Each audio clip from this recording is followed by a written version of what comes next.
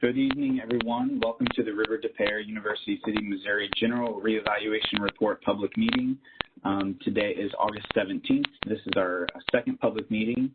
And just for those of you who are on the call, if you would like to point your camera on your smartphone at the screen, that little box that says project website, that should take you directly to our webpage. We've got several folks on the line today, and so we're really appreciative that everyone was able to join.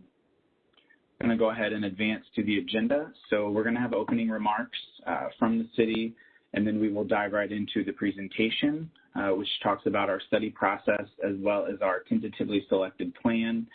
Then we'll get into how to provide comments, as this is a public meeting and we are soliciting public comment. And then we'll also jump into the Q&A session at the very end. If you do have questions that you'd like to ask, you can go ahead and put those in the chat box, which is at the bottom right-hand corner of your WebEx screen. You'd open the chat box and then you can go ahead and type it in, and that's one way that we're documenting those questions. At this point, I will go ahead and turn it over to City Manager, Mr. Gregory Rose. Mr. Rose, you're with the city today, and I was hoping that maybe you could offer a few introductory remarks. Sure. It's certainly a wonderful project that we have underway here. I think that the goal is to try and identify solutions to some of the flooding issues that we have here in University City. I understand that we're going through the process now, and that the Army Corps of Engineers will certainly make a recommendation.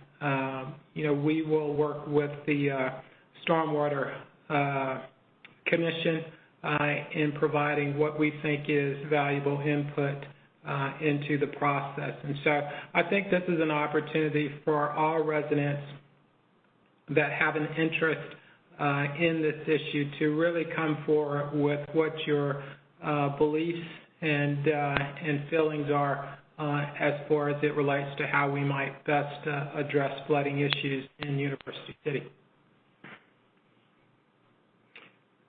So I will turn it back over to the Army Corps of Engineers. All right, thank you, Mr. Rose. Moving on, just to kind of further discuss and share with everyone how much coordination there's been, we do have this slide. So obviously our formal sponsor is the City of University City, but we have been working very, very closely with the Commission on Stormwater Issues, as well as the different state, local, and non-governmental agencies that you see on the screen right now.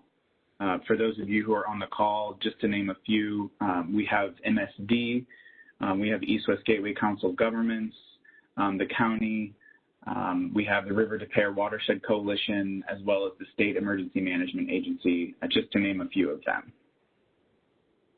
At this point, I will go ahead and turn it over to our lead planner on the project, Janet Buchanan, and she is going to lead us through the remainder of the presentation, and then I'll take it back over when we get to the Q&A. So Janet, I'm going to go ahead and make you presenter, and you can take it away.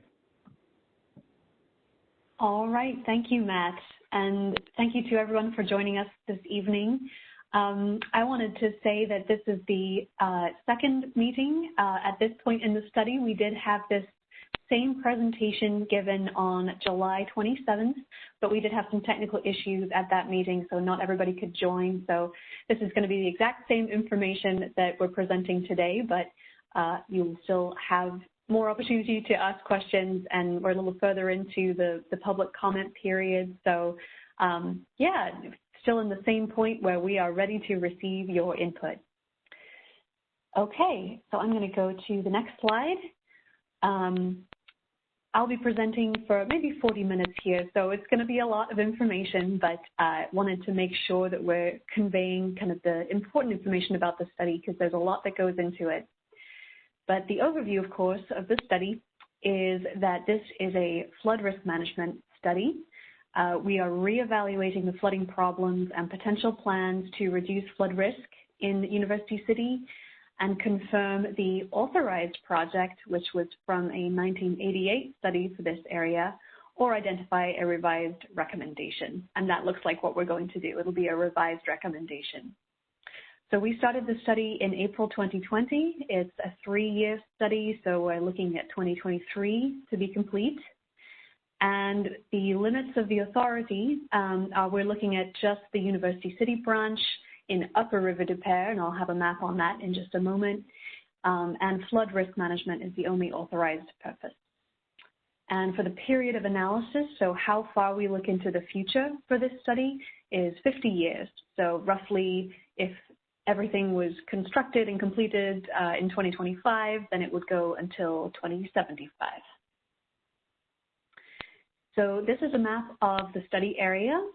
The red line is the watershed boundary. So everything to the right-hand side of that red line is going to flow east and into the River de Pere and then go eastward towards the Sea of St. Louis. But our study area goes just down to that green dot on the right-hand side where it says river goes underground. And the river is the dark blue, and the smaller tributaries are the light blue there. And we are restricted to looking at just sort of the major river and the areas of flow where there's more than 800 cubic feet per second in a certain event, the 10% area event. So that's one of the limitations for our study. So it's not a stormwater study. It is focused on that river flooding. Just a few images from the ground. A couple of images on the left showing the entrance to the tubes. That's that downstream end of the study area where the river goes underground. It's a very big opening that goes into the tubes. But even that gets full of floodwater at some storm events. Then on the right, we've got some examples of flooding, and we know this is an ongoing, recurring issue, causes a lot of damage in University City. So this is really showing some of the problem that this study is trying to address, and the reason that the city is so involved in trying to get this problem fixed. So the problems identified for the study, there are risks to life safety associated with riverine flooding, and there's economic damage resulting from riverine flooding.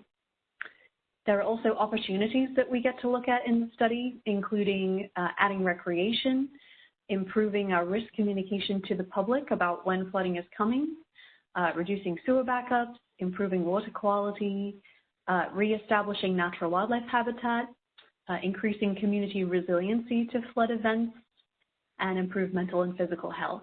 So as we go through, we're always looking for ways to incorporate these opportunities.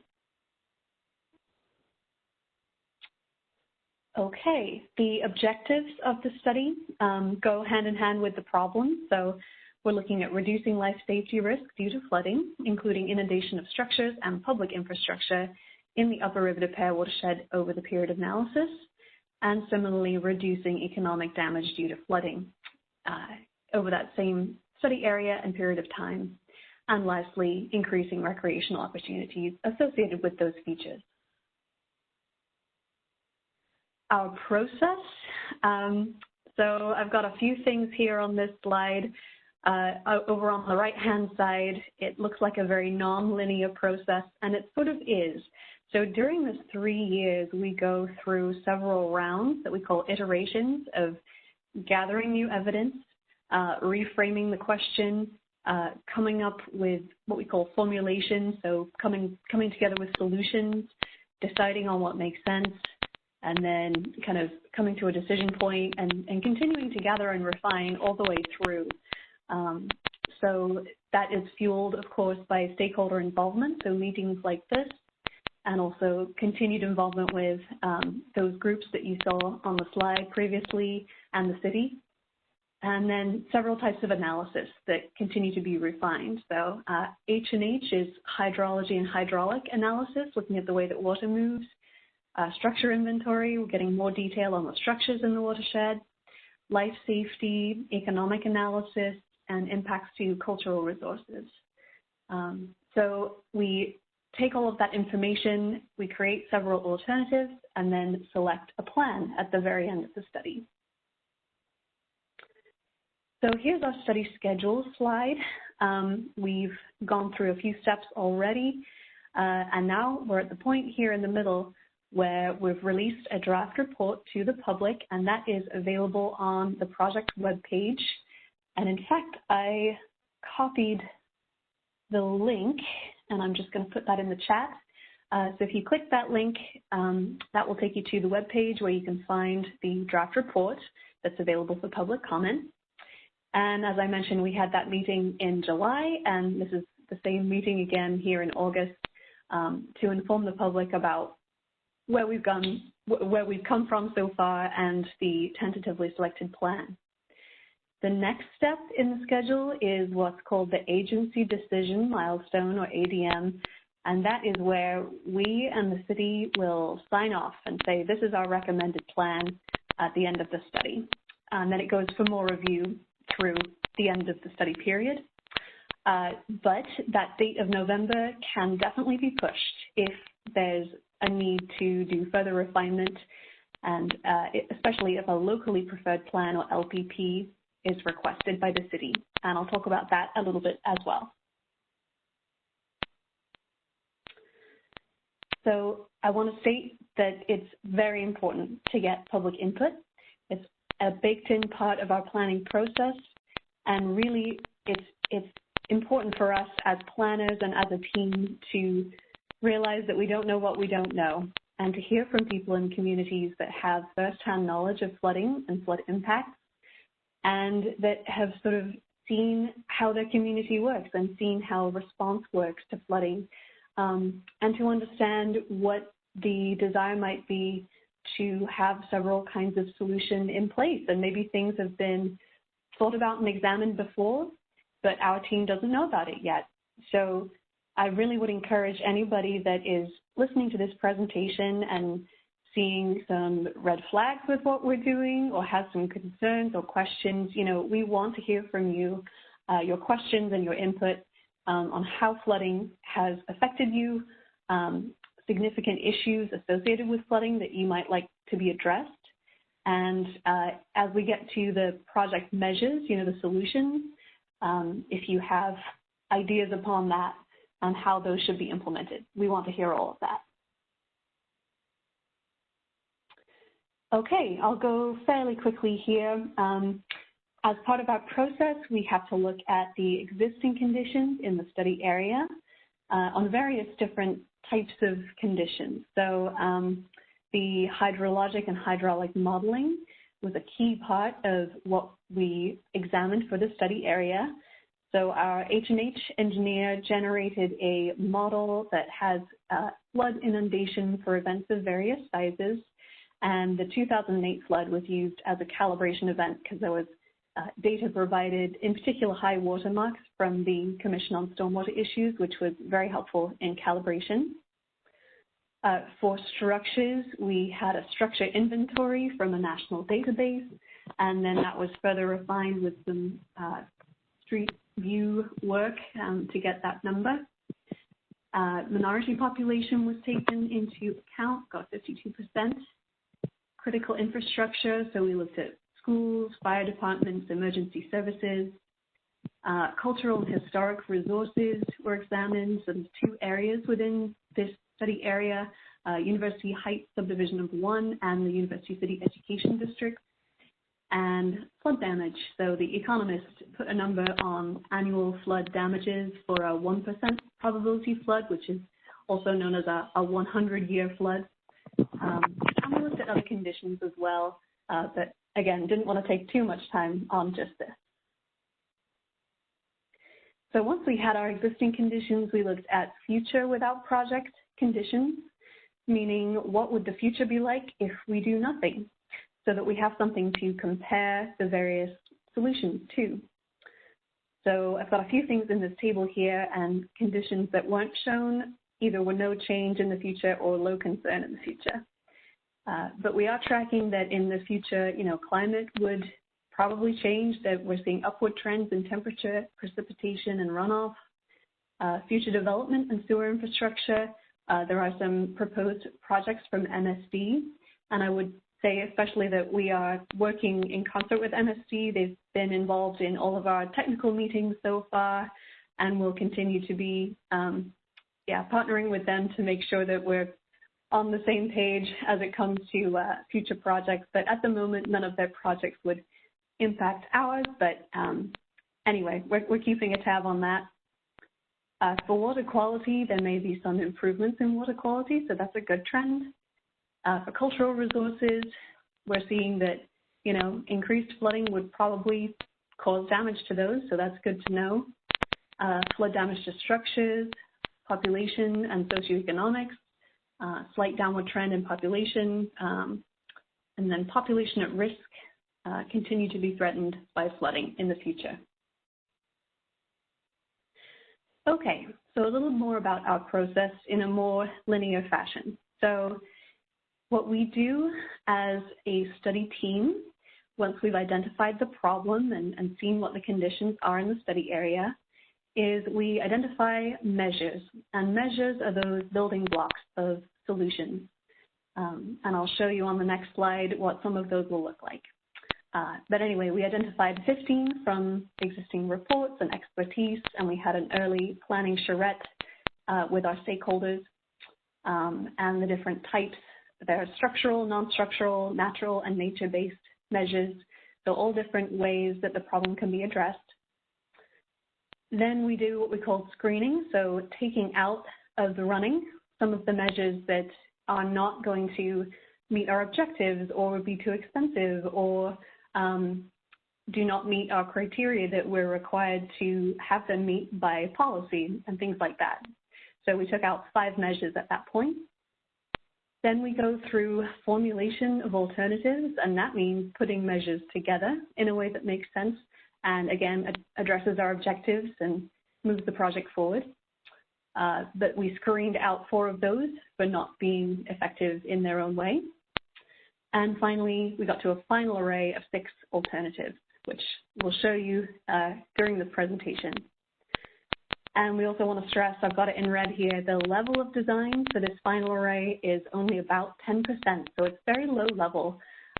We're looking at a lot of things in low detail, but just to be able to make sure we're looking at everything at the same level so we can compare across all alternatives, but not sink too much time and money and effort into something that might not pan out, and just make sure we're focusing on the right thing.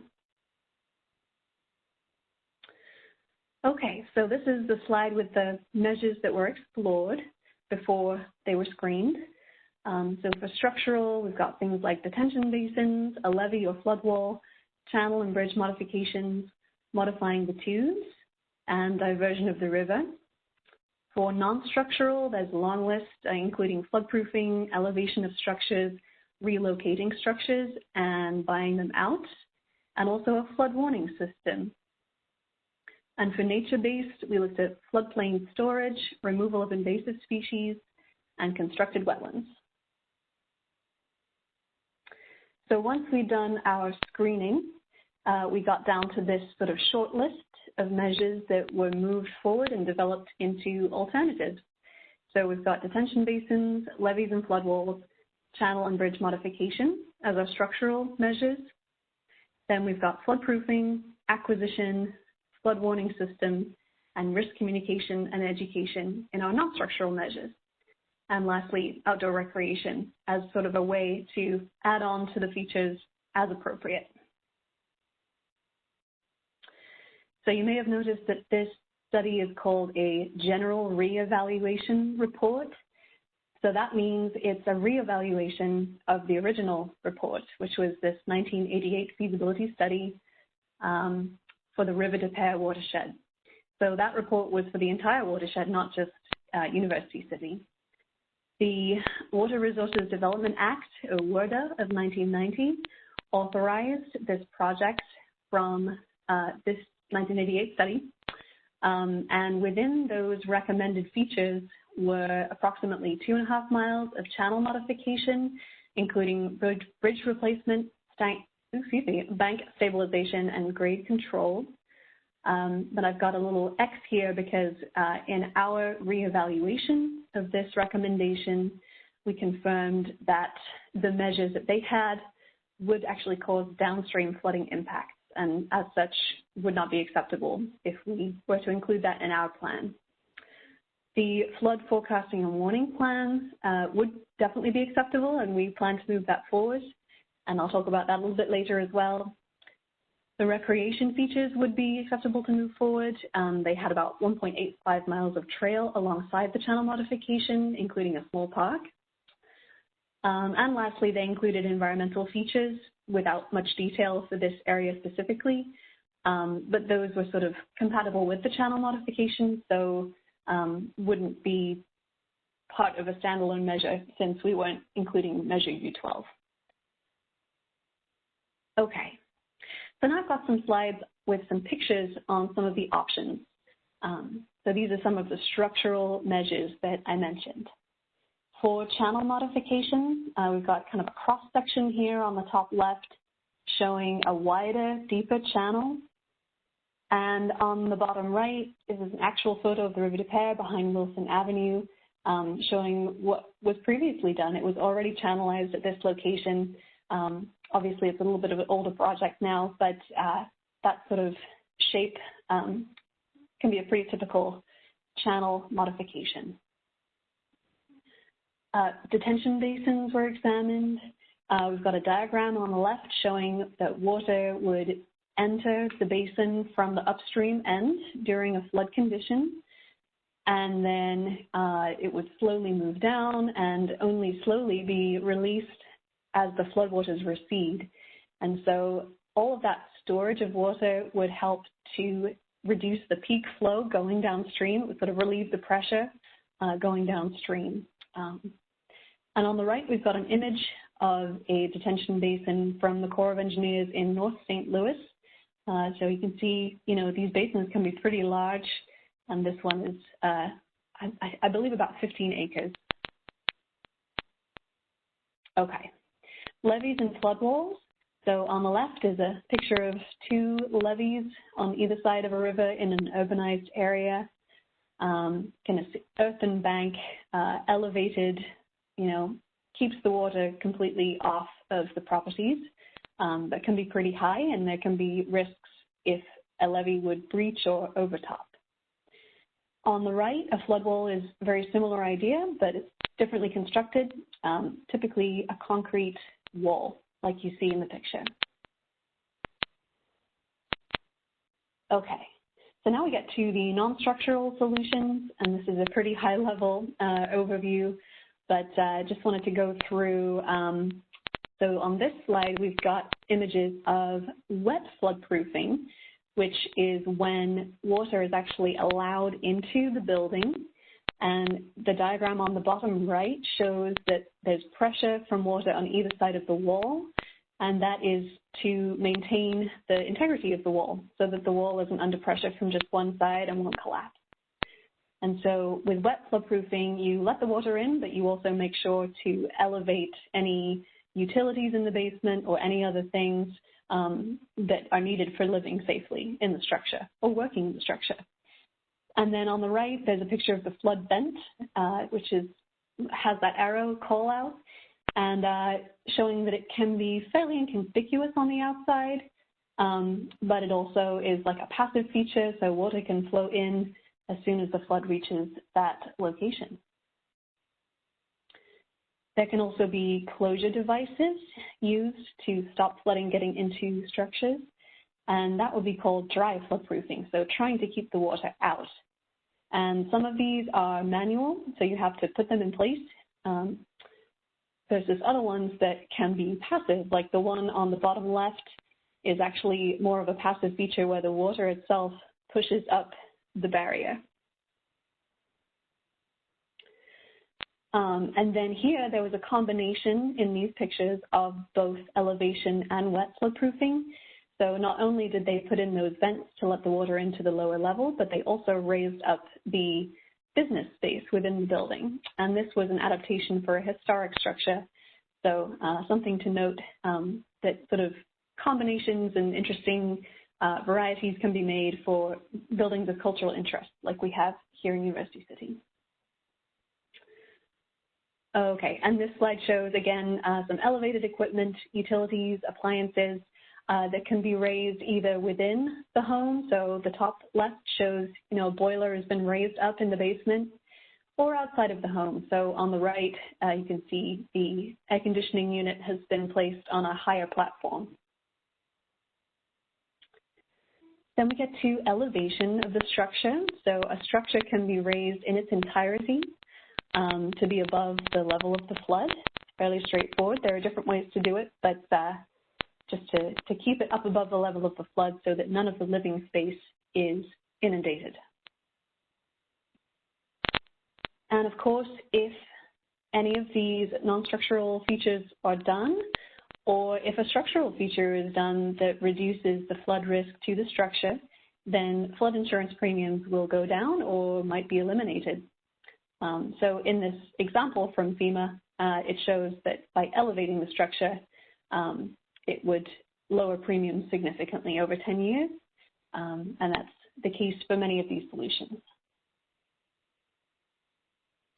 Then we get to acquisition and buyouts, and I know that this is something that the city has done for some properties along the river in the past with help from FEMA grants. So obviously with acquisition, the structure would be acquired and then demolished and made open space, like you see in the image on the bottom, so that the river has sort of room to flood without causing any flood damage to the structure or the occupants. Okay, and then flood warning system. The Commission on Stormwater Issues for University City is developing a municipal system for the city, and they're using a great amount of data, looking back to USGS stream gauge data, MSD rain gauge data, and they're actually adding additional rain gauges as well to get cloud-based data support so that the data comes in and eventually it will be incorporated into a system. So it's a very interesting initiative, and there's great expertise on that commission.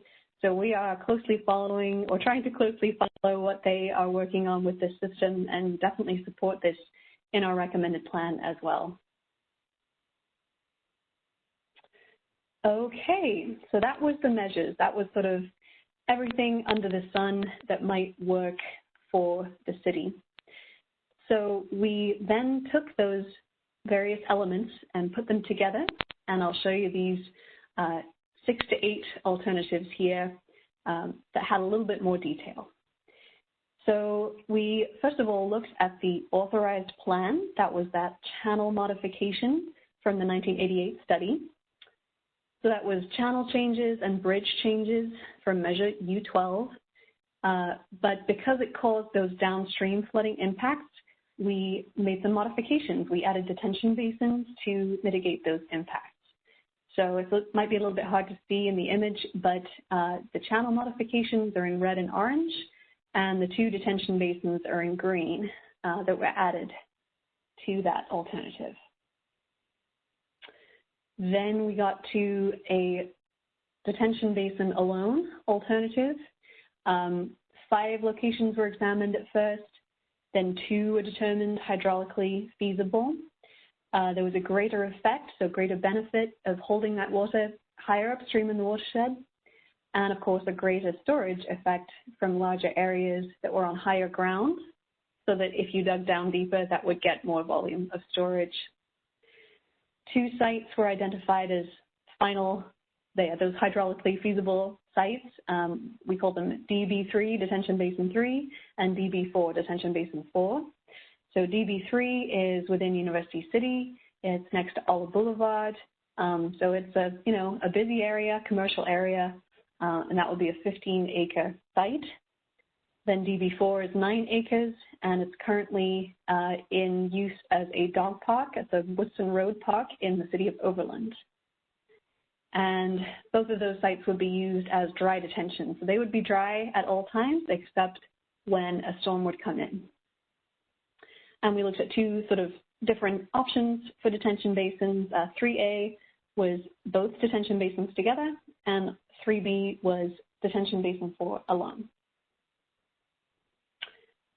Then we get to the levee and floodwall.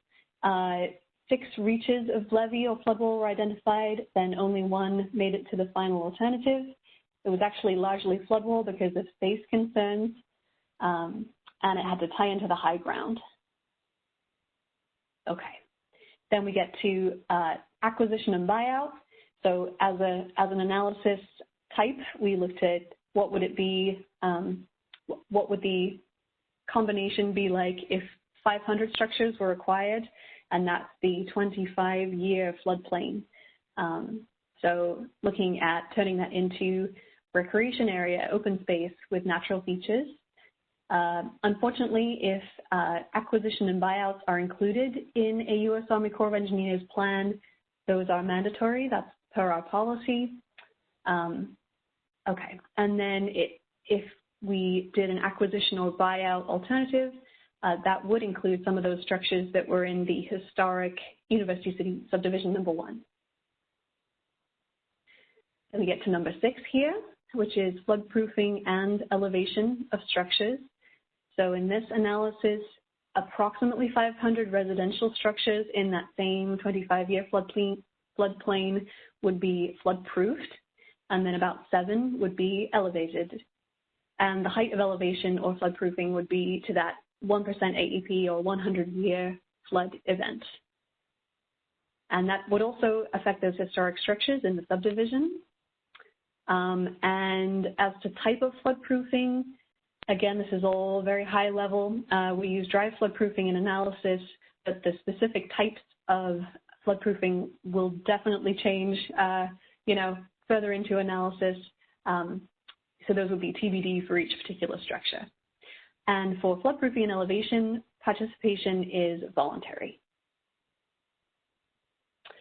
We looked at what would the analysis be if those structures that were affected by the 25-year flood with a flood depth above the first floor were elevated. So that was a short list of just 90 residential structures. And again, voluntary participation and raised to that 100-year flood level. And lastly, we looked at a combination of non-structural with Detention Basin 4. So with the Detention Basin, that took a lot of those structures out of the running because it reduced the flood level. So that would be just for 56 residential structures in that 25-year floodplain. Okay, so that's a lot, and I'm looking at the clock. I don't necessarily want to speak for too long. I want to make sure that there's time for questions. So I'll keep going at an expedient rate till the end of my slides here. Okay, so now that we've seen all the alternatives, you might be wondering, what do you do with all this information? How do you move forward? How are they assessed and compared with each other? Well, with the Corps of Engineers planning process, we have to look at what's called the 4 accounts. So there's 4 major categories or lenses that we have to apply to the alternatives to make sure that we are finding the benefits correctly and the drawbacks in each one. So the first one is the National Economic Development, or NED, and that is all about the overall economic consequences of the alternatives, including flood damage to the community. And that's traditionally been the category where you look at the overall cost of a project, the overall benefits, and reduction in damage to structures, and you compare them and you find the overall net benefits and you find the overall benefit to cost ratio and those key numbers, and that's all in that NED account. Then we get to the Regional Economic Development account, and that includes all of the regional economic impacts of a project, including effects on employment and labor income. So for each of those alternatives, we ran approved Corps of Engineers models to show what the jobs generated would be, what the local impacts would be on labor income and things like that. Thirdly, we get to environmental quality, and that includes impacts to threatened and endangered species, which there really wasn't much because it's such an urbanized area already. There were no species present. Wetlands, hazardous waste sites, and cultural resources. So the main thing in this category that was evaluated was the cultural resources, those historic structures in the two sites. And lastly, other social effects, and this covers a whole host of important things such as life safety risk, critical infrastructure protected, socioeconomic consequences, and recreation opportunities. So there's a lot of important things in there. We try to evaluate each alternative with all of those things in mind and evaluate them evenly. Okay. But going to the cost benefits and the numbers from the National Economic Development account. So this is the list of all the alternatives on the left. Then we're looking at the level of risk reduction, so what storm would be, or what level of flooding would be addressed by the alternative in the column in yellow. Then we've got the total cost in that first blue column, including real estate. Then the net annual benefits. So this is all of the benefits annualized over that 50-year period. So in a given year, what would the benefits be? And the last column is the benefit to cost ratio, which is the annual benefits divided by annual cost. So the key column for the NED is that second column, the net annual benefits column. So I've highlighted the red circle showing the NED plan, and that's the plan that has the highest net annual benefits. And that was alternative number 6, which is floodproofing and elevation of those approximately 500 structures. Okay, so knowing what we know about those numbers and what we know from the various accounts, we looked at selecting what's called the tentatively selected plan. So that's where we're partway through the study, we're bringing it to the public's attention, and we're seeing what comes back and seeing where we go from here to try to improve that plan.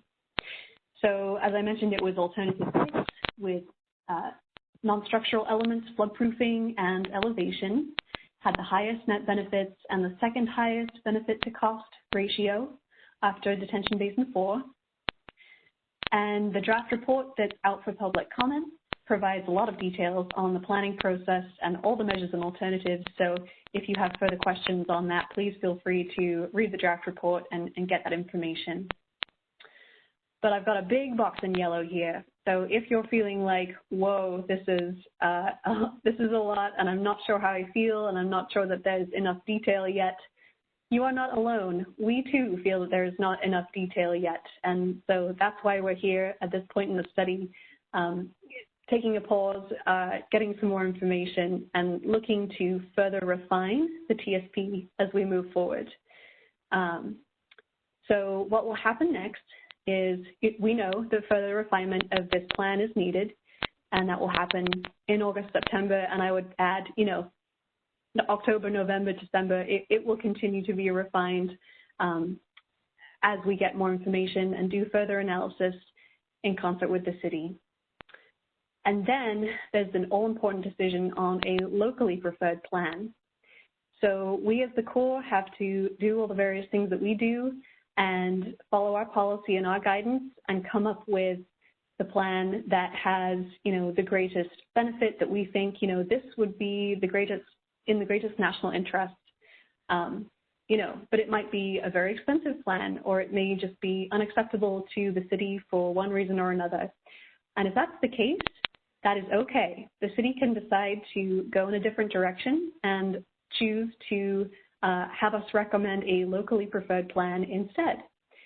So we will need to continue working with the city and make sure that we understand what the desire is, what the need is, what the constraints are, and be able to move forward to get that locally preferred plan in line with all of our things as well. So it may just be a smaller version of our TSP or something slightly different, but we do need to make sure, of course, that it follows all of our guidelines and would be in the national interest as well.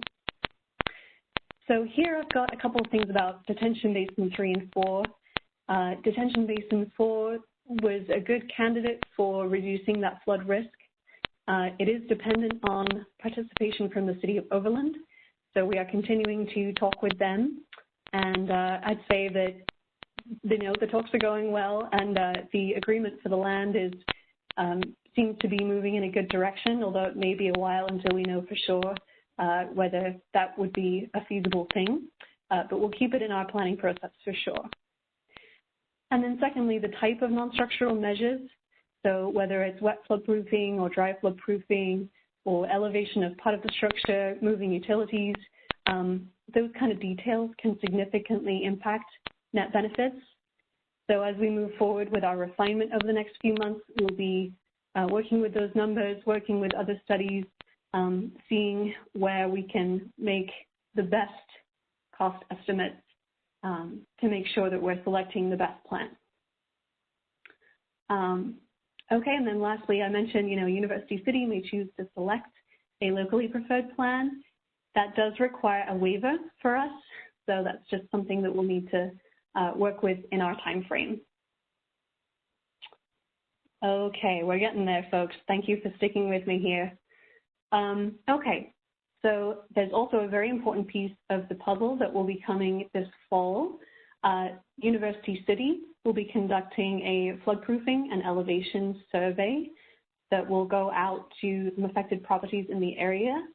And unfortunately, the Corps of Engineers is not involved at all in this. We are sort of separate from that process, but we will be able to use the responses and the participation from that survey in our analysis.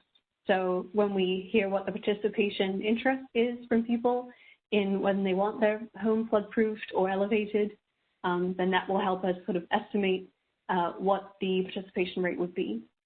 And then on our own, we'll also do a participation rate analysis to inform the scope. And that's just a diagram, just a illustrative diagram showing 25%, 50%, or 75% participation. Okay, and finally, we've got this public review period now. It has been extended a little bit because of the technical issues with the previous public meeting. So now we're looking at August 31st, end of the month, to receive comments. So if you would like to submit a comment, please go to your email and send us an email at ucityfloodrisk@usace.army.mil. You can also go to the project website, and that QR code on your screen will take you right there. That will also have the email address. It will also have the draft report to download and take a look at, as well as some FAQs and a recorded version of the previous 2 public meetings that we've had for this study so far. So that's just a good spot to go for more information. Okay, and then I'm going to go to this next slide, and I'm about to hand it back to Matt to open the Q&A.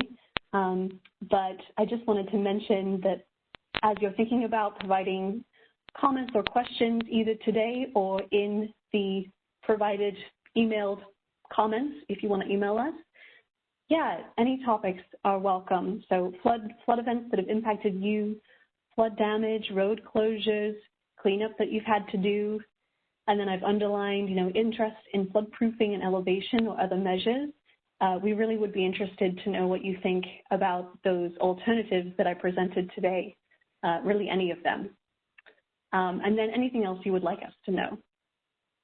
So with that, I will stop talking and I'll hand the mic back to Matt Jones. Thank you so much. Yeah, thank you very much, Janet. Great job. It was a great presentation. I'm just going along with that. So in addition to email, we know some folks prefer to, write down or type out, any comments or questions. So you can also mail those to us.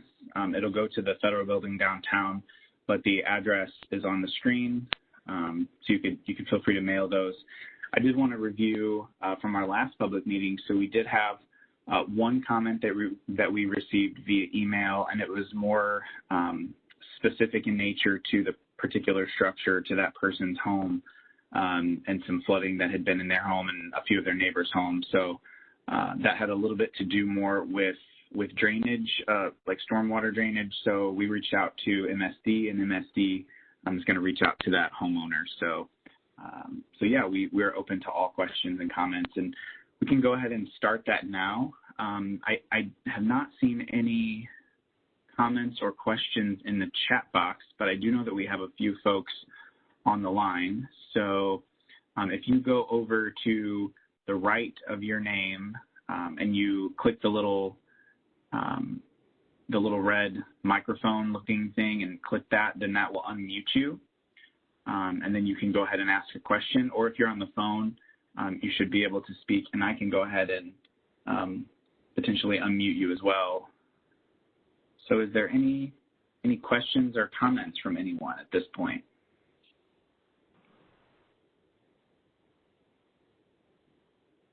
I have a question. Sure, Mr. Rose. Yeah, I was, when we discussed this at a study session with the mayor and council, two-part question. One of the issues was whether you were evaluating, based upon the potential of the detention basins, whether you were also including the economic improvements that would be downstream of University City into your calculations. So that's one issue. And then the second issue is, as I understand it, I know that you're working with our Stormwater Commission, and they have provided a series of questions to you that I'm hopeful you will be providing a response to. And then the third issue has to do, one of those questions was simply trying to obtain the list of the 500 homes that you had identified for potential floodproofing, because we desire to use that as a part of the survey.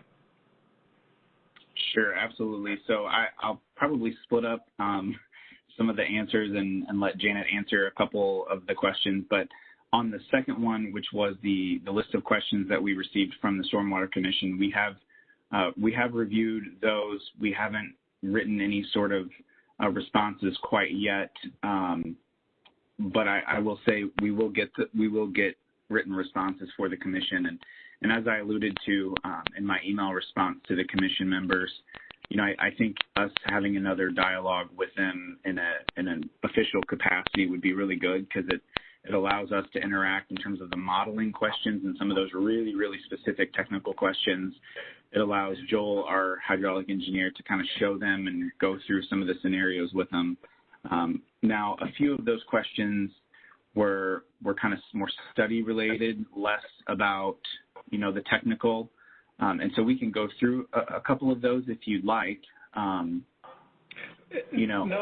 I was just going to say, I think perhaps the best approach might be to just provide a written response, or to have an additional meeting with the Stormwater Commission members, because sure. Certainly we're all interested in doing what we think is in the best interest of the University City residents as it relates to trying to really find solutions to the flooding problems that exist here. And I also wanted to share that, our intention, I know that you will make a recommendation, and then the city has the option of having its own preferred plan. But I would say the gold standard would be for those to be the same. And that's certainly what we will be shooting for. And I know that you are always interested in obtaining additional information that you may not have considered to this point. Now, as you've stated, there are a lot of experts on our Stormwater Commission, and so I can only imagine that they would be very pleased to provide you with the additional information that they're gathering. Yeah, absolutely. Absolutely. It was very helpful to get those high water marks for the 2008 storm event calibration. That was very, very helpful. I think nothing bad can come out of additional dialogue and interaction between us. So, yeah, I fully agree. In terms of your first question, so, Janet, I know that we had talked about it in terms of including downstream impacts. I don't recall the conclusion. Do you happen to recall what we kind of honed in on? Yes, no, that was a great question. So yes, and I'm thinking back to what we said at the time, and we can definitely get you more information, but the short answer is yes, we were looking at some downstream impacts, but since we last talked, we have in fact looked a little bit beyond the downstream end, so looking at the inundation around that area where the water goes into the tubes underground.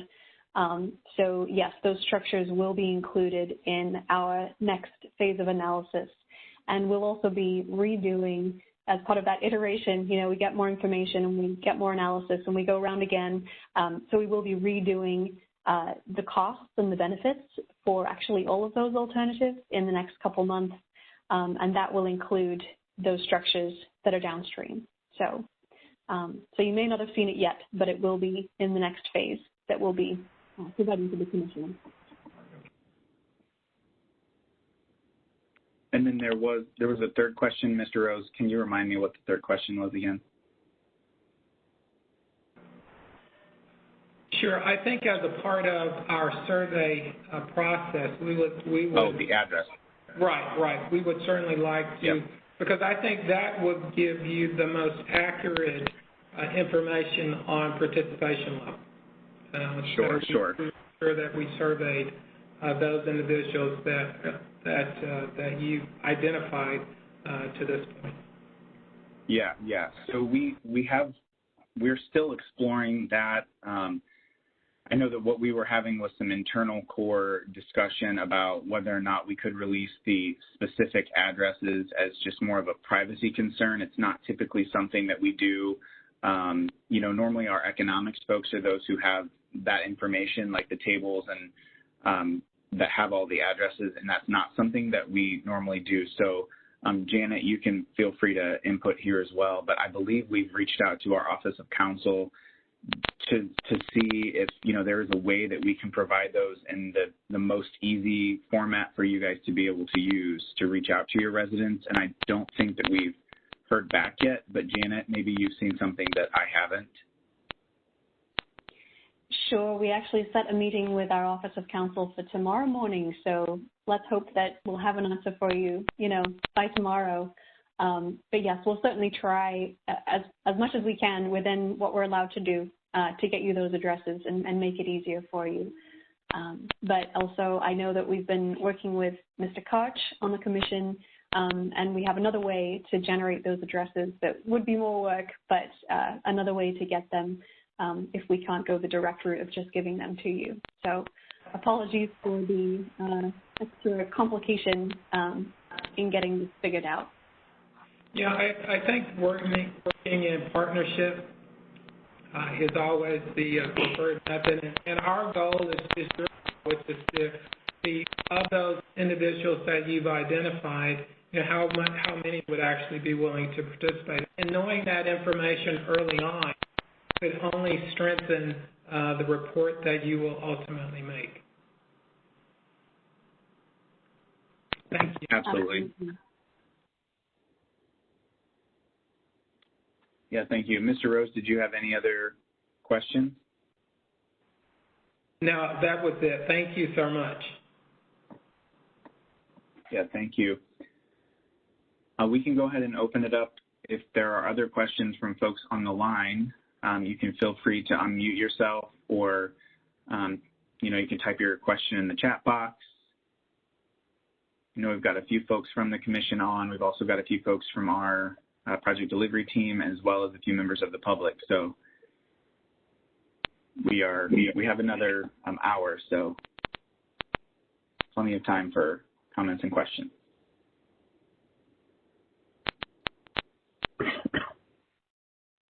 Matt, this is Todd Thompson. You know, one of the things we discussed yesterday was, you know, it was bringing, or you had recommended or suggested bringing in Mr. Sullivan into the, you know, kind of a part of the process to help provide some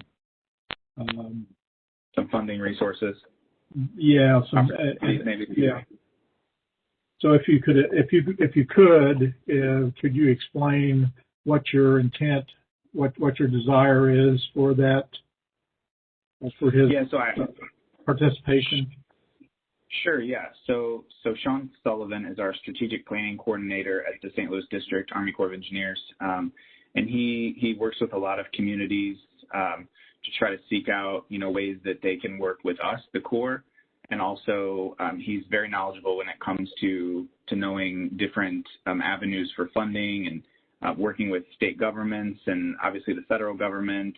And so I believe the topic that we were talking about yesterday, Mr. Thompson, was about potential, timing of funding for the city to engage in a project with us, exactly, as well as just, how much and what different sources there could be. And so I think that, what I stated yesterday was that I could put him in touch with our team, and what I can do is make sure that he's on our next technical call, and maybe we can just pick his brain and kind of get him maybe clued back into the project a little bit. I think that'd be really helpful for all of us.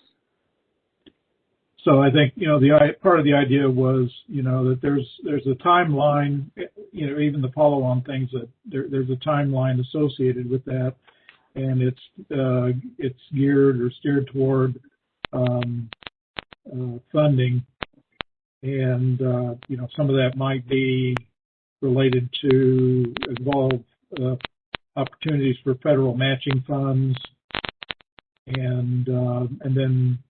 but then if we get into matching funds, there's got to be a matching part of it. Where does that money come from, and what's the timeline, and that sort of thing. So it all plays into the big picture of what opportunities do we have, and what kind of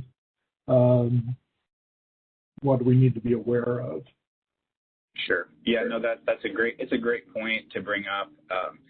Obviously, one of the benefits of having a cost shared project is that, it relieves some of the financial burden on local communities, and shares that with the federal government if there's a federal interest. And so, when the time comes that we have a report that's complete and we have an agreed upon plan with us and the city, there's going to be our request to Congress asking for appropriation for funding for our share, and then obviously that's where the city, needs to know where to get their share.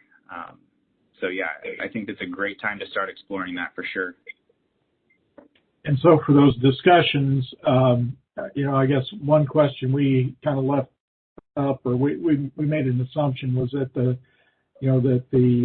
person to coordinate that through for the city initially would be Sanan. Is that correct? Yeah, we can definitely have Sanan on board with that discussion. Excellent.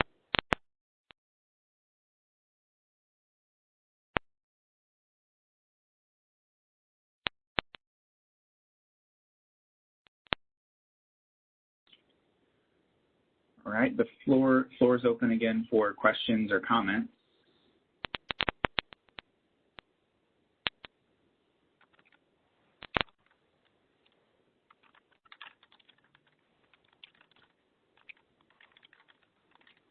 Matt, did you intend to try to address any of the, in a broad view, any of the questions that the Stormwater Commission provided, or you just think it's too early? Or, there's a lot of detail in.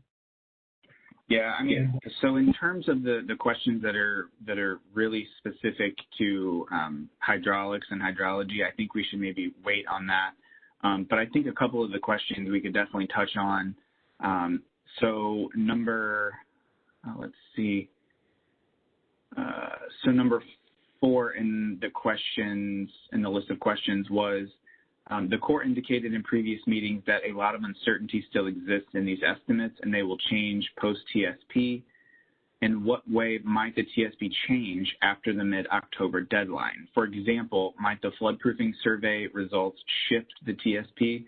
is it possible the current TSP might be trumped by a different alternative? I think that's the first question. I'll go ahead and put that question in the chat box. That way everybody can see the question.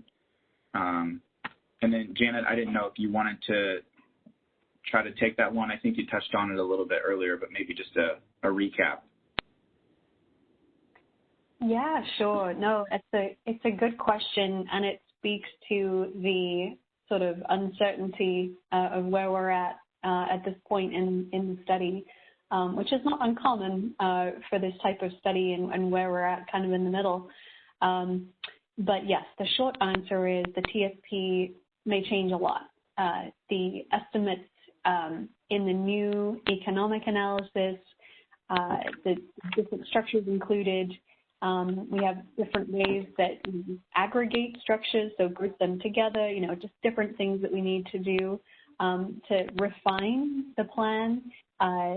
That means that the costs will change and things like that.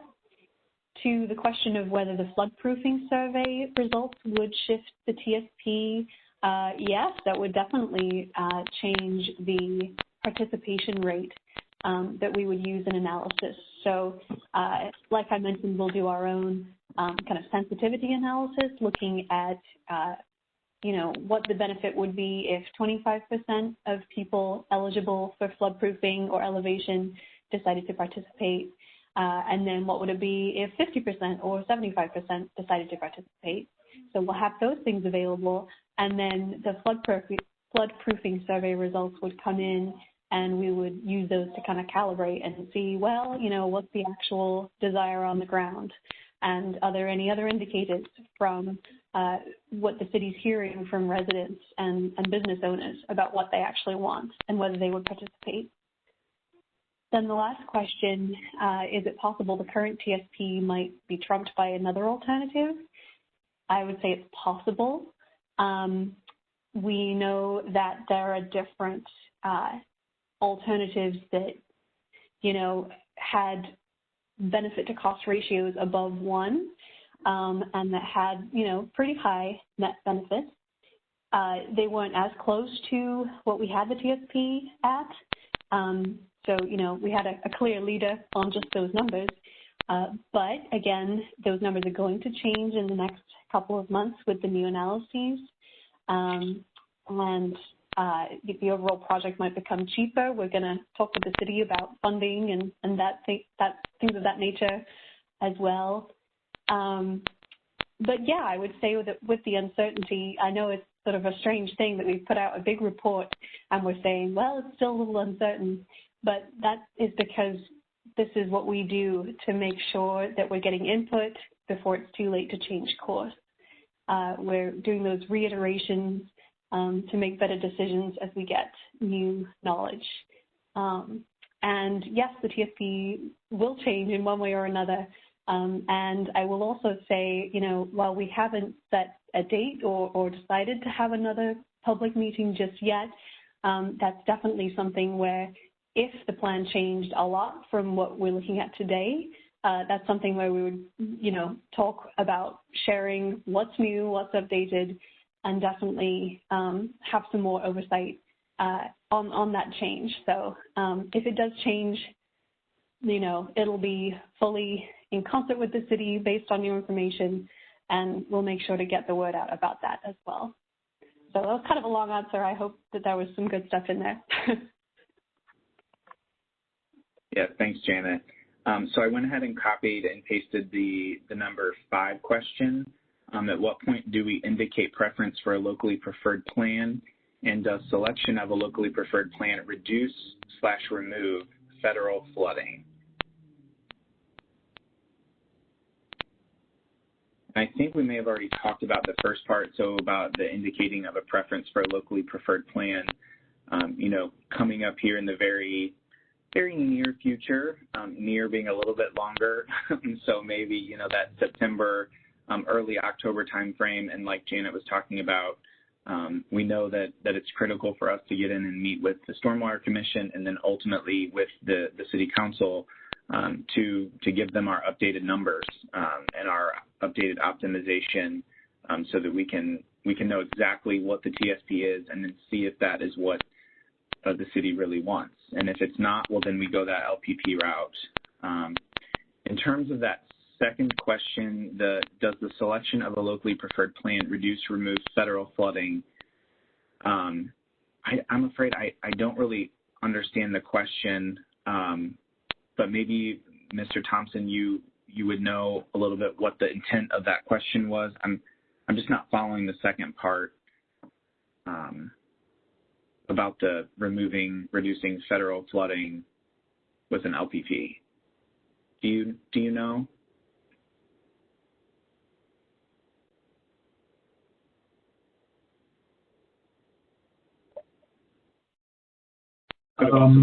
Maybe Mr. Cusick, I know you hear questions and generate questions in both of your roles. Maybe you know what that question was trying to get at. Which part did you have the question about again, Matt? Yeah, the number 5, the second part. So does selection of a locally preferred plan reduce/remove federal flooding? I'm not understanding what the second part is. Yeah, I don't really know what Eric and other members of the commission came up with those specific questions, so I'm not sure what exactly they were meaning by that. Okay.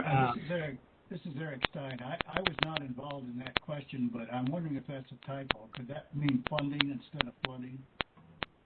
I think so, Eric. Yeah. So okay. So yeah. If the question is about funding, okay, I think that makes more sense. So, does it reduce or remove federal funding? I think the answer to the question is if the locally preferred plan is more expensive than the plan that has the highest net benefits, the NED plan that Janet was talking about earlier, then the city has to pay the difference. So the Corps will only cost share the NED plan, but anything beyond that, the city would have to pay the full price for the difference. So it's not like if we go with the locally preferred plan, the sponsor is responsible for everything, and we scrap the federal involvement. There still is federal involvement in that. And sorry, Janet, I saw that you were getting ready to speak, and I cut you off. No, that's all good. No, that's correct. I was just going to add on to that and say, so when the NED plan is more expensive than the locally preferred plan, which would likely be the case here, I'm guessing, since the NED plan was quite expensive, then obviously there's no additional money that the city would have to pay, and the proportion that the federal government pays is the same. So it's still that 65%, 35%. And that's the case, whether it's, whatever size of locally preferred plan, again, as long as it has that, positive benefit to cost ratio and it's achieving the objective of flood risk reduction, isn't just, a boondoggle project that isn't actually solving the problem. But yeah, the proportion is the same. That's 65% federal. Yeah, thanks, Janet. Any other questions pertaining to that question?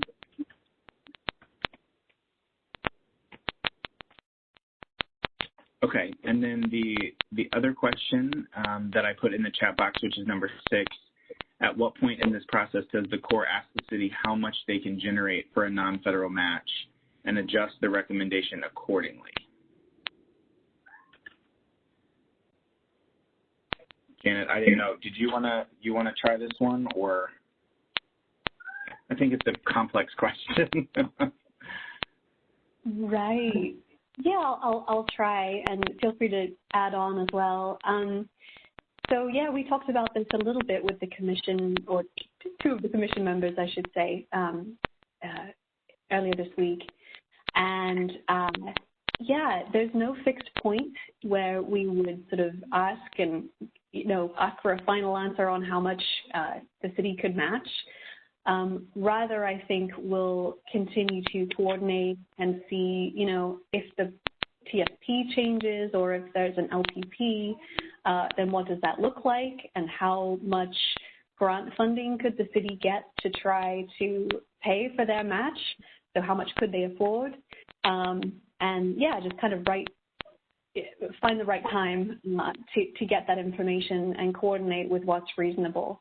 But it's a good question, and, we are definitely tracking that, this is a municipal budget. It's not a case that money is no object for you guys. This is taxpayer money, and there is a ceiling on it for you. So, yeah, we'll definitely continue to coordinate, I would say, and make sure that whatever recommended plan is, recommended in the final report, that is affordable and reasonably affordable. Yes. But yeah, Matt, yeah. Did you have anything to add? Sure, yeah. My only other thought, besides what you said, was that, as we get a little bit further into the design, I think that we'll be able to get a little bit closer to the actual cost. When you start out with one of these projects, you get to, let's say, a 10% level of design. And so it's just very general, and so you have general costs, but then, by the end of the feasibility portion, we might be at a 35% level of design. So you're a little bit more honed in on what your costs will be, what your benefits will be, that kind of thing. So then you go into the implementation phase, which is what comes after feasibility. So I would just say that as we continue moving forward, we should be getting closer and closer to an actual cost that the city can hang their hat on and say, yes, we can do this, or no, we can't. We understand that we haven't been able to provide that yet at this point, but like Janet said, in the next few months, we're hoping to have a little bit clearer costs so that the city can, make a reasonable decision of what they can and cannot afford.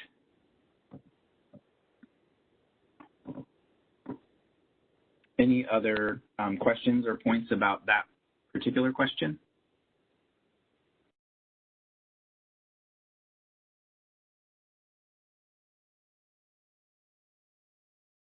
Okay, so I think those were the questions that I was tracking from the list submitted by the Commission to the Corps.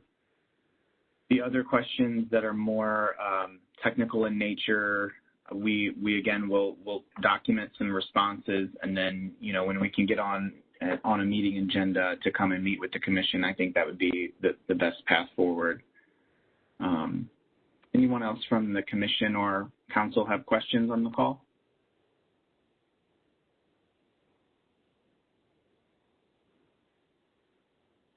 I think that's a reasonable expectation.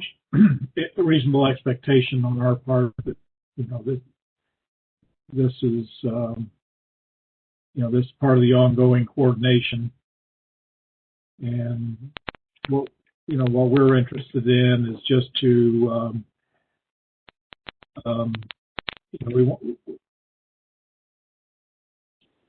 some of the things that we addressed during our discussion yesterday was that, and then you guys were very receptive on that, was that, there's a kind of a mood of the group that the process, that the course process was driving the process, and the timelines were driving things, and it was moving very fast.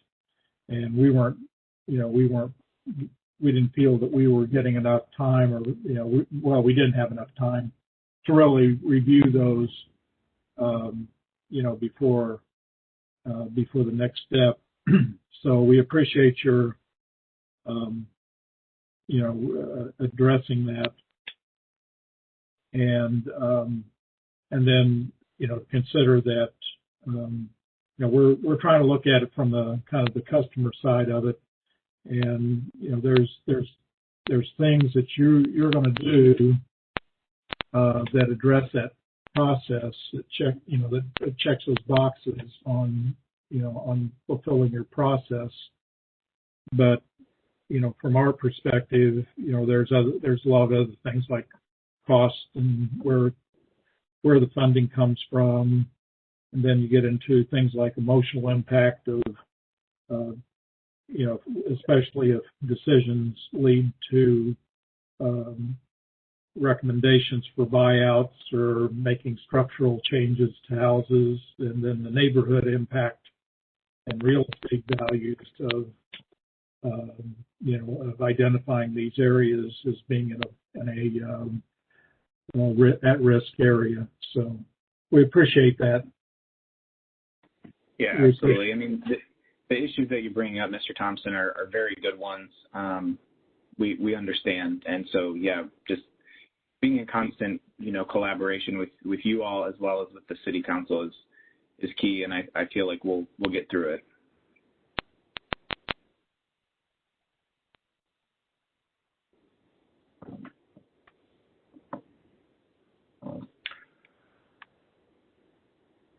Well, I see a few other folks on the call still, so thanks for hanging in here with us. If anyone else has questions, we'll stick around. We're going to go ahead and hang on until 8 o'clock. That way, if anybody does join between now and then, they don't miss an opportunity to talk with us and ask questions.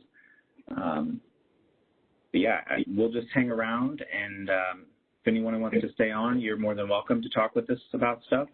If not, then I hope you have a good evening. Go enjoy some dinner.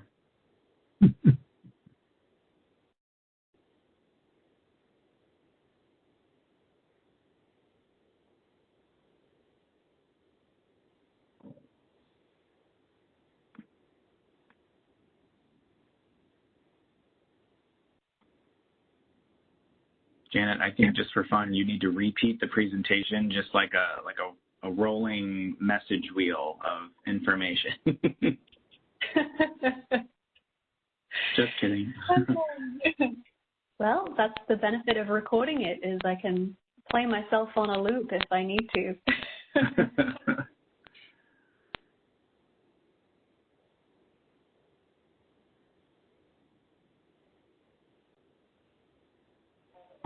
Yeah, and if anybody does want to unmute, they can just feel free to hit the red microphone next to their name and unmute themselves.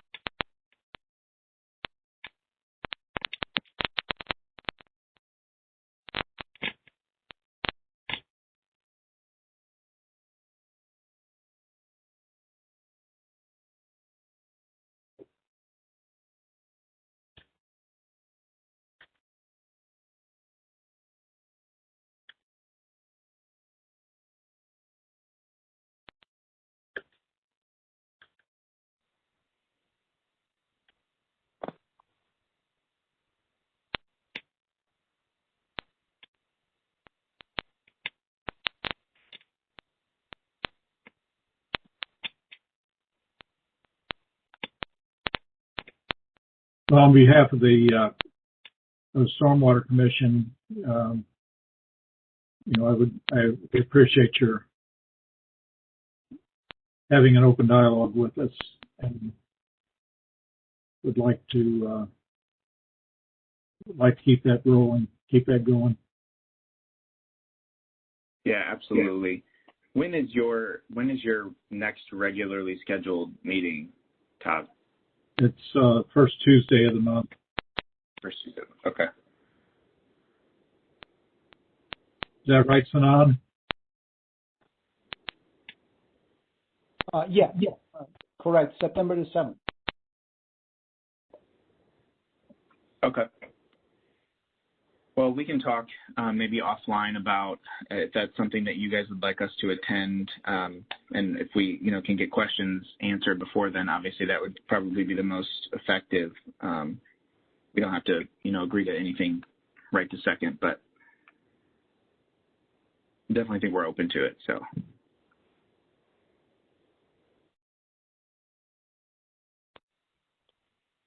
Yes, and go ahead, Jen.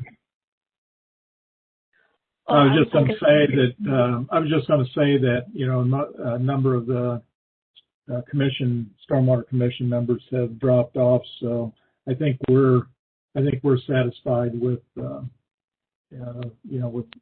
with our participation and the answers that you provided. Good. No, I'm glad to hear that. And yeah, I think these sort of technical meetings and just sort of being able to meet more often now that we have finished the document that took up so much of our time over the last, I guess, month. Now we've got sort of space and time to talk with each other again about moving this forward, and I think it's going to be a good few months here. Oh, and I was going to say too, speaking of timelines and the next commission meetings, it is on Matt and my agenda to-do list to kind of come up with the timeline of maybe what meetings we might plan to attend and when we'll plan to have sort of that official analysis to put before the commission, so that you can all, see when that's coming and see what time you would have to digest and get back to us and all those good, time frame things. So we'll plan to talk about that at our next meeting and let you know. And just for the record, we have resumed having live meetings for the time being, unless we're directed otherwise. So that will be, if anything changes, that will be in the meeting notices that Sanan puts out. Good to know. Okay.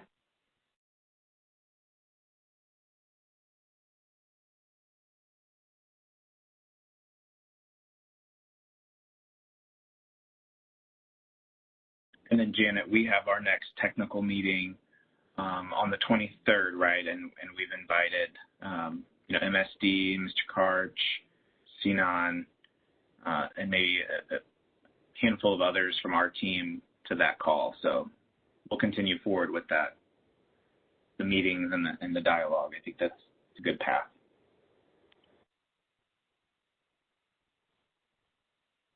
Agreed. Yes.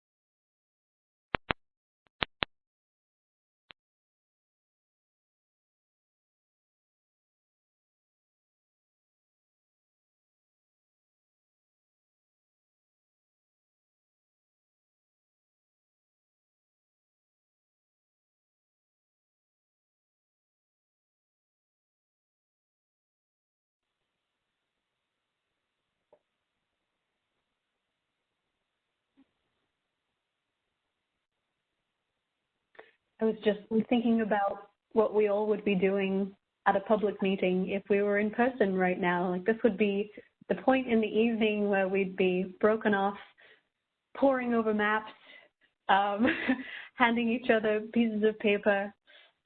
It would have been nice to do this in person. We'll get back to in person ourselves at some point here, but I miss those days. Yeah, we've had a couple. Our last two meetings have been live, and it's very refreshing and much more lively. See, while Janet, you were thinking about all of the paperwork and the map pouring, I was thinking we could have had snacks and refreshments. It would have been great. The maps would have been good too, though. No, I like that priority, Matt. Yes. Where are the donuts?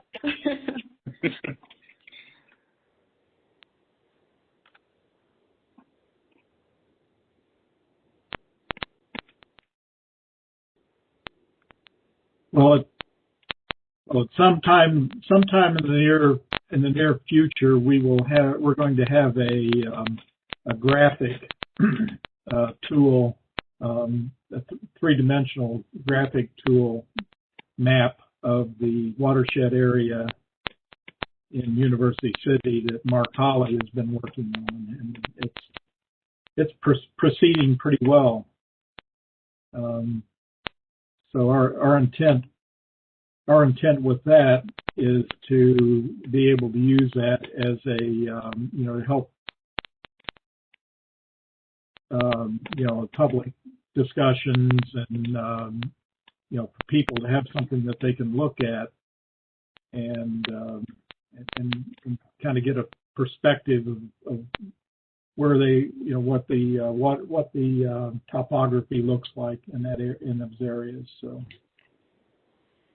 will that just be like a still shot, or also like a live map where people can go in and like click on their property, or like what kind of level is this graphic going to be? Because that sounds really, really handy. Well, I don't know, Mark, are we ready to disclose or discuss that? Are you?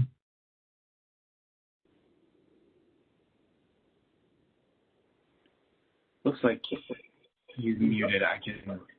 Yeah. It's one of the projects that we've been, that Mark's taken the lead on to, produce use as a communications tool, and it's like, Mark's been producing, been putting together maps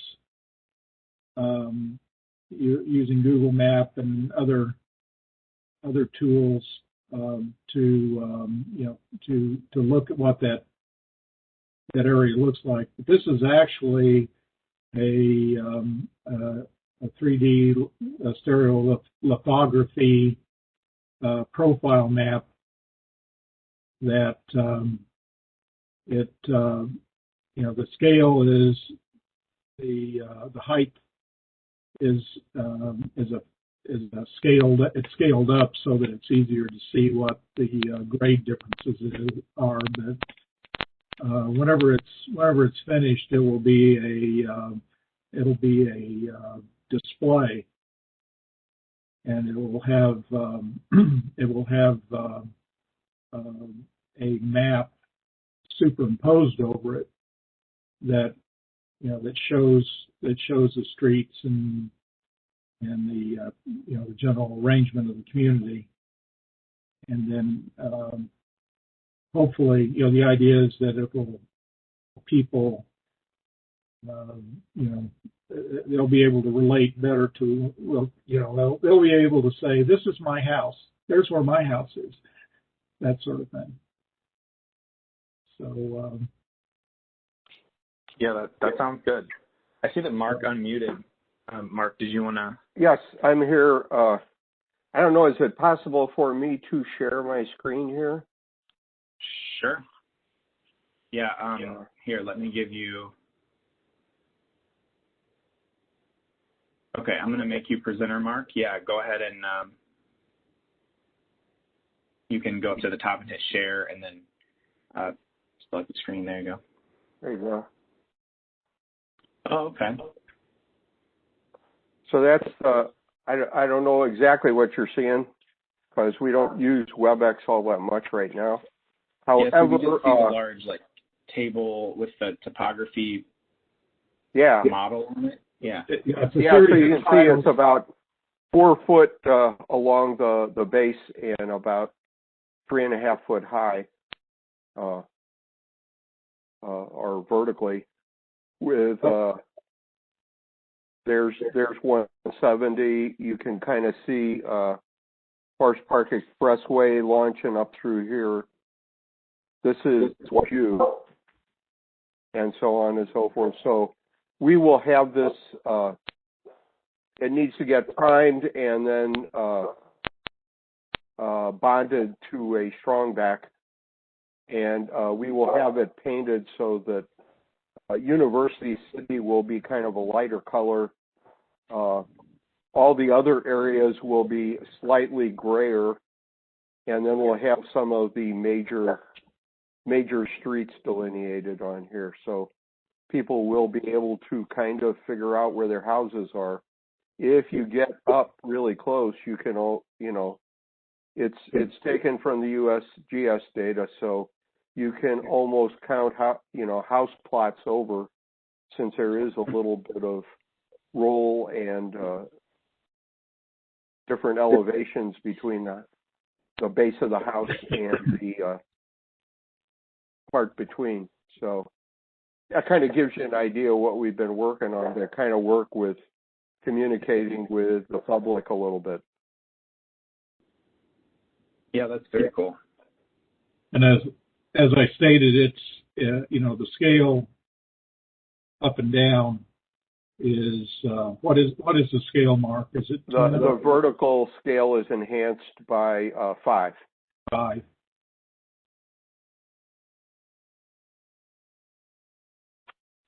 That So is really we've got some artists that will be painting it up and working with us to kind of finish up the mounting, and then we have a tripod to put it on.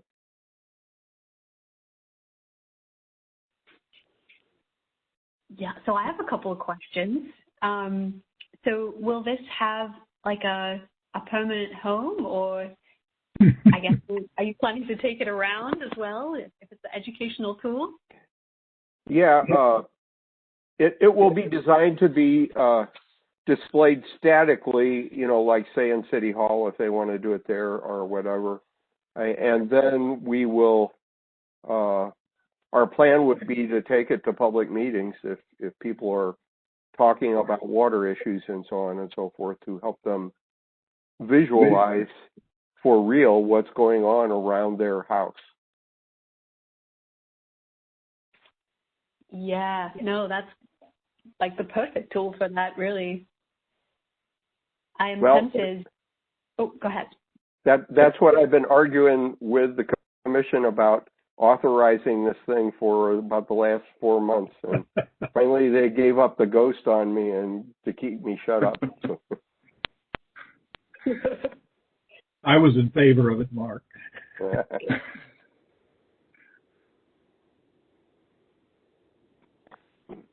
So I am not a geography professional, but Dr. Chris has worked with me to kind of educate me on using some of the tools, and then you can generate this directly from there. This was printed by a lab that does work for dental facilities. So what material is this made out of? It's plastic, PLA plastic. Okay. But, there are a few areas like I was convinced, well, there must have been some problem with the data because this looks kind of funky. And I'll kind of focus on this area. I looked at those big bumps on the physical map, and I said, that cannot be real.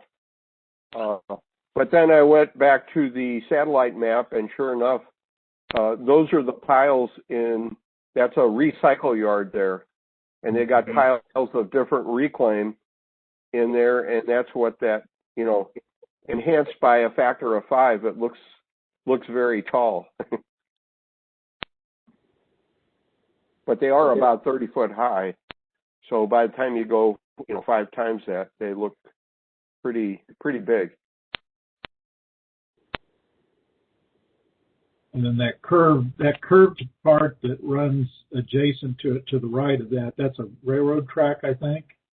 Here, that's Page. That's Page. Yeah. What's the part that's below that? This? That is the 2 blocks coming together. No. Right there. Yeah. This would be right here. That is the Metrolink tracks going north up toward the airport.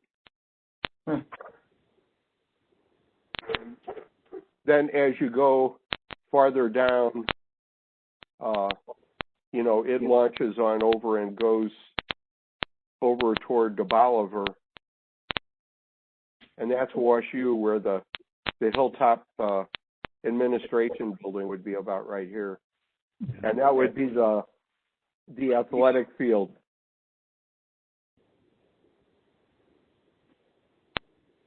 It's very, very clear where the River de Pere runs into the tunnel.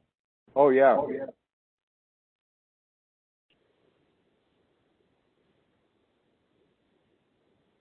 And it's even more, you know, it's kind of more evident when you can sight along there at a shallow angle and so on and so forth. You really get a sense of the channel relative to the gentle slope of the adjacent banks, and why a little bit of water coming out over the lip of the channel is going to flood a lot of area. Yeah, I would say a kind of not a new effort, but a more defined effort that the St. Louis District is taking is like public, you know, flood risk awareness and levee safety awareness. And so just, you know, taking a little bit more of a formal approach to trying to get folks, primarily the public, more aware of where they are compared to a levee or, you know, waterway or whatever. So it'd be really cool to see like what this tool ends up to be and if it can be used, you know, in other watersheds as well. Because I think that's one of the struggles that a lot of folks have is not being able to really see it. And so this is really cool and really beneficial for public flood risk awareness. Well, I mean, I understand the high school has has a set of 3D printers, and so after we kind of get this put to bed, that's going to be one of my contacts is to get a hold of the high school, because I figured they can do much more detailed maps of their neighborhoods. You know, it might be a good geography project for kids and stuff. For sure. But this fulfills one of our objectives of the commission is public, you know, better public engagement and communication. So that was what it seemed like a good opportunity to do something to help and, you know, help facilitate better community understanding, engagement. You get some sense of the scale with the guy standing there, and so anyway, I'm glad we got a chance to share this with you. Yeah, no, I appreciate you guys doing that. It's a really cool project. Yeah, absolutely. It's nice to see it in this early stage too, before all the streets and sort of color get added as well. It sort of looks like the evil villain version of the map at this point, but but in a good way. Pared down landscape. But no, I can't wait to see it with everything on top as well. We're also planning to be able to, since the most of the coloration is going to be pretty neutral, you know, very light colors. I did some experiments because I had printed a very small version of it, and we can project on it, kind of do a display like the History Museum does with some things, and we can change, you know, what it is we want to display. So you can get the, say, like the inundation boundaries could be just projected directly on that surface once you get it set up correctly. And or specific addresses, locations, using Google Map or that sort of thing. Use use it as part of a presentation tool for that, rather than just projecting it on a flat screen.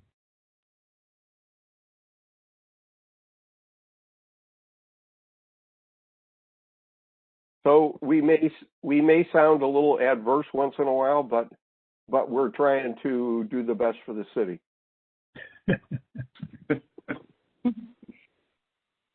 I don't consider you adverse at all. I think we're all aimed at the best product that's for the people, the public. So you guys have your part and we have ours, and the city has theirs, and all to benefit the public. So That's very right. cool. Well, I'm going to drop off because I got dogs that need to be walked. That's where I was when you said to unmute myself. I was trying to entertain the dog. So, well, thanks for sharing that cool info with us.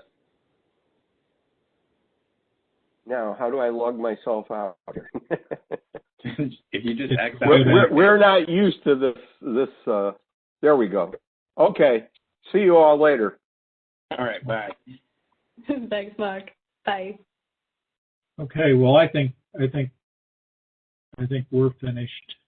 I think the discussions are finished, and so everybody's got an extra 15 minutes here that we can.